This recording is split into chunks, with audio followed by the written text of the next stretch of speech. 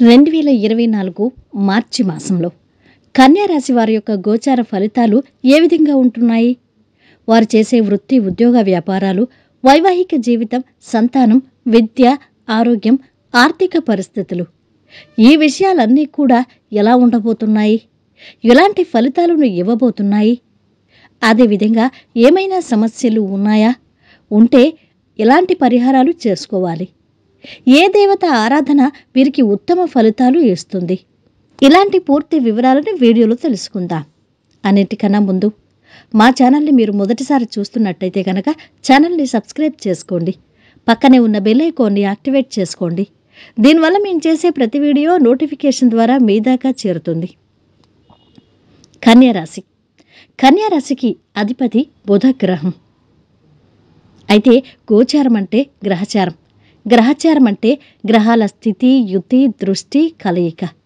వీటన్నిటి కలయిక వలనే ఆయా రాశుల వారికి గోచార ఫలితాలు ఆధారపడి ఉంటాయి. అయితే మార్చి మాసంలో కన్యారాశి వారి యొక్క గోచార ఫలితాలు ఎలా ఉండబోతున్నాయి? ఎటువంటి ఫలితాలు కలుగుతున్నాయి వీరికి? తెలియాలంటే ముందుగా వీరి యొక్క గ్రహస్థితి ఏ విధంగా ఉంది అనేది తెలుసుకోవాలి. తద్వారా వీరి యొక్క ఫలితాలు ఏ విధంగా ఉన్నాయి అని తెలుసుకోవచ్చు. కన్యారాశి వారి యొక్క గ్రహస్థితి ఎలా ఉందో చూద్దాం. ముందుగా రాశ్యాధిపతి బుధ గ్రహం ఈ మాసంలో వేగంగా ముందుకు కదులుతున్నారు. 3 రాశులు వీరు కదులుతున్నారు. 3 రాశులు మారుతున్నారు. అది కుంభం, మీనం, మేషం. ఇక పంచమాధిపతి శనీశ్వరుడు 6వ స్థానంలో కుంభరాశిలో స్థితి పొందుతున్నాడు. ఈ మాసం అంతా కూడా అక్కడే ఉంటారు. ఇక రాహువు సప్తమ స్థానమైన మీనంలో, కేతువు కన్యారాశిలో స్థితి పొందుతున్నాడు. అదేవిధంగా కుజుడు ఈ మాసం అంతా కూడా ఉచ్చస్థానమైన బలమైన స్థానమైన మకర రాశిలో స్థితి పొందుతాడు 14వ తారీఖు వరకు. మార్చి 15 నుండి లాభస్థానమైన కుంభరాశిలో స్థితి పొందుతున్నాడు. ద్వితీయ సప్తమాధిపతి శుక్రుడు మార్చి 6 వరకు మకరంలో ఉండి మార్చి 7 నుండి మాసాంతం వరకు లాభస్థానమైన కుంభరాశిలోనే స్థితి పొందుతాడు. 3, 6వ స్థాన అధిపతి తృతీయ షష్టమాధిపతి బుధ గ్రహం ఈ మాసంలో 3 రాశులు మారుతున్నాడు. ఇక రాహువు వ్యయస్థానమైన 12వ స్థానంలోను మీనంలో ఉంటున్నాడు. కేతువు 6వ స్థానంలో స్థితి పొందుతున్నాడు. ఇక రవిగ్రహం 13 మార్చి వరకు కుంభరాశిలో ఉంటాడు. 14 తర్వాత మీనంలో స్థితి పొందుతున్నాడు. ఇక 9 మరియు 12వ స్థానాధిపతి గురుగ్రహం జన్మరాశిలోనే స్థితి పొంది ఉన్నాడు. ఇది కన్యారాశి వారి యొక్క గ్రహస్థితి మార్చి మాసంలో. అయితే ఈ గ్రహస్థితిని అనుసరించి వీరు చేసే వృత్తి, ఉద్యోగ, వ్యాపారాలు, వైవాహిక జీవితం, సంతానం, ఈ విషయాల్లో ఎలా ఉంటుంది అనేది తెలుసుకునే ముందుగా మార్చి మాసంలో వీరి యొక్క మానసిక స్థితి ఎలా ఉంటుంది అనేది చూద్దాం. రాశ్యాధిపతి 6వ స్థానంతో కలిసి ఉంటాడు. 6వ స్థానం అంటే శత్రు, రోగ, రుణ బాధలు. కాబట్టి ఈ మాసంలో వీరు ఫైటింగ్ స్పిరిట్తో ముందుకు వెళతారు. ఆత్మవిశ్వాసం, ధైర్యంతో ముందుకు వెళతారు వీరు. అయితే 7వ తారీఖు నుండి వీరికి కాస్తంత సందిగ్ధత ఏర్పడుతుంది. ఏ పని చేయాలన్నా, ఏ పని ప్రారంభించాలన్నా చేస్తున్న పని కరెక్టేనా కాదా అనే సందిగ్ధత వీరికి ఉంటుంది. ఇక విద్యార్థులకు ఎలా ఉంటుంది? విద్యార్థులకు ఈ మాసంలో బాగుంటుంది. అయితే 1-2 వారాలు అయితే చాలా బాగుంటాయి. మార్చి 1-2 వారాలు తర్వాత మాత్రం వీరు ఫోకస్ పెంచాల్సిందే. వీరి చదువులో వీరి కాన్ఫిడెన్స్ దెబ్బతింటుంది. వీరికి అనుమానం ఉంటుంది. నేను చదవగలనా? రాస్తే పాస్ అవ్వగలనా? మంచి మార్కులు స్కోర్ చేయగలనా? భవిష్యత్తు ఎలా ఉంటుంది? ఇలాంటి అనుమానాలు వీరుకుంటాయి. కాబట్టి విద్యార్థులు శ్రద్ధ చూపాలి చదువులో. ప్రణాళిక ప్రకారం ప్లానింగ్ చేసుకుని చదువు ఎందు ఫోకస్ పెంచాల్సిందే వీరు. ఇక ప్రేమ సంబంధిత విషయాలు ఎలా ఉంటాయి? మిథున రాశి వారి యొక్క ప్రేమకు సంబంధించి వీరు ప్రేమలో విజయాన్ని పొందుతారు. అయితే వీరి ప్రేమను పెళ్లి వరకు తీసుకువెళ్ళాలి అనుకుంటారు. కానీ అక్కడ చిన్న చిన్న ఈగో క్లాషెస్, గొడవలు వస్తాయి. కాబట్టి అది వాయిదా పడుతుంది. అయితే కొంతమంది సీక్రెట్గా వీరిని లవ్ అఫేర్ కొనసాగిస్తారు.